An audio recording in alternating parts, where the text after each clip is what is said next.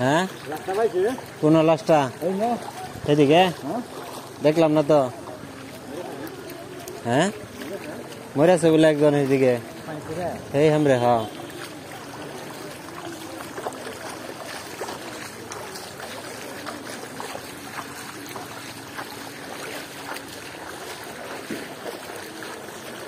আল্লাহ তুমি জানো সন্ধ্যার অবস্থা এরকম, খুব খারাপ অবস্থায় যে রাস্তায় আছি, প্রচুর পানি, পানির কিন্তু স্রোত আছে, এদিক দিয়ে গাড়ি পারাপারটা খুব ঝামেলা, এই জন্য হাইটে হাইটে আসতেছে।